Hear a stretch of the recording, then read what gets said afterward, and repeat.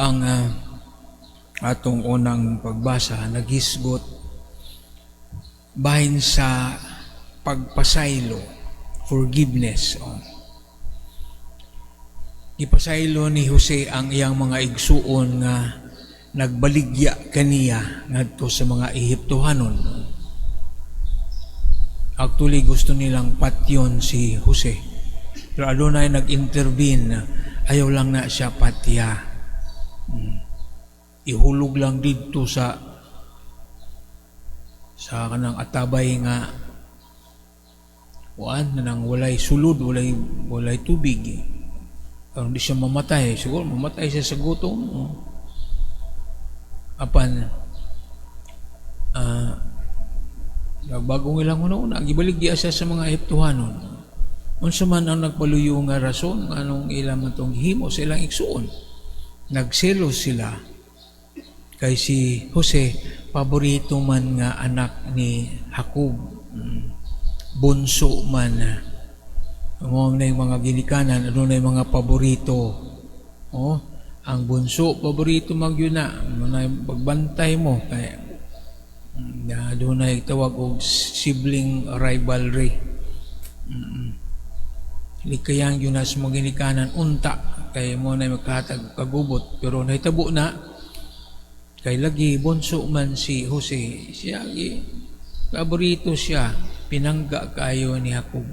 Tungod ni ato, ikuan siya. Initan siya sa mga igsuon. Na mga igsuon sa ning anak.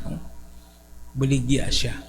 Pero, katong panghitabo, sa ka-tragedy, nahimong hinungdan, aron sila maluwas. Ang tibuok banay ni Jacob, maluwas gikan sa dakong kagutom.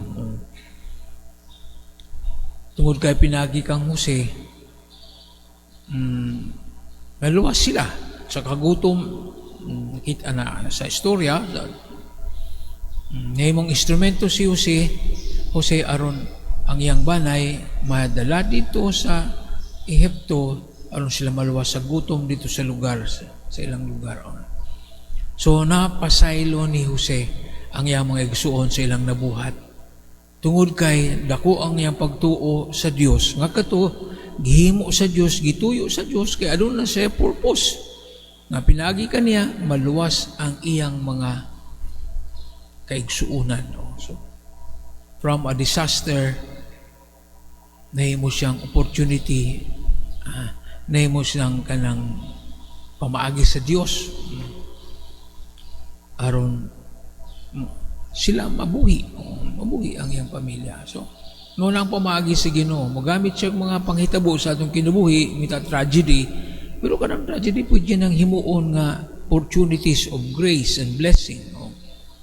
Nagtawag o blessing in disguise. So, ito nga, kuwama to, grabe ka to nga, tragic nga, igsuon, gusto niyo patyo na yung igsuon, baligya pag yun. Pero kato, plano dahil sa Ginoo, nasabta na ni Jose muna, nahimo niyang mapasaylo ang iyang mag-igsuon. Kaya doon na siya pagsalig sa Diyos. Kining tanan na itubo, kay kini maoy kabubuton sa Diyos. Kung ano na tayo pagtuo, kung everything kan, matupan ni San Pablo sa ayang sulat sa mga Romanhon, everything works out for good for those who love the Lord. Kung sa may matabo sa atong kinabuhi, maayo, dautan, whatever it is, if we trust in the Lord, we love the Lord, we follow His will, everything will come into places para sa atong kaayuhan. Ang atong kaibangilyo naghisgot bahin sa pagpadala ni Jesus sa iyang mga tinunan ngadto sa mga kasikbit nga mga balangay aron isangyaw ang mayong balita. Ang iyang kanang instruction is buhata ang akong gibuhat, do what I did. Ayo sa mga masakiton, nagpalaya sa mga giyawaan, nagbabuhi sa mga minatay. So kung sa man niyang himo, mo sa ilang himo, kay kini mo ni ang timailan nga hapit na maabot ang ginarian. Mo ni timailan. The kingdom of God is at hand. So mo na ilang himo. Basidanan sila, ayaw ka mo pangayog bayad sa inyong serbisyo. Wala mo nagbayad nako aron mo makaayos mga masakiton, so you do not pay for what you receive. You also give free. Ayaw pangayog bayad sa imong mga serbisyo. Service yun na. Muna iyang ingon. Ayaw pagdalagdaghang mga butang sa inyong pagpanaw. Travel light. Travel light. Kaya mahilig travel daghag bugat kayo daghang malita. Travel light kayo say ka ng imong mga gidala mo na ay makapabalda sa imong misyon. Travel light. Sa eleksyon nato na mo sakay tagarplano ko daghang tagdala, magbayad tag extra baggage. So magkapuliki sa airport nakita na ako nang mga mga pasahero nga magkuting kayo sila mga bag kay sobra kayo ni ibalhin dito kapuliki na mo na kay sa kun sabay dalho nato. Hinumdum ko sa akong nanay, bisita na ako sa Manila. Pag uli niya, dagang pagdalo, mga butilya. Saan mo na butilya? Gamit na dito sa... As tinaning mga nanay. Kasi kay bulo nga, bugat kayo. Okay na kayo magbarko raman. Hindi mo ka magbayad o extra baggage sa aeroplano kay barko raman. Pero mga nais lang sa'yo. Tendency natin ito to bring unnecessary things. Labi na sa atong misyon. Dagat ang mga gipanguna-una para sa kagalingon. Sa mga gadgets, mga unsa po na sobrang mga sinina, ayaw mo pagdala na bring only what you need. Ayaw pagdala kwarta, unsa po nila, I will take care of that. The laborer deserves its wages.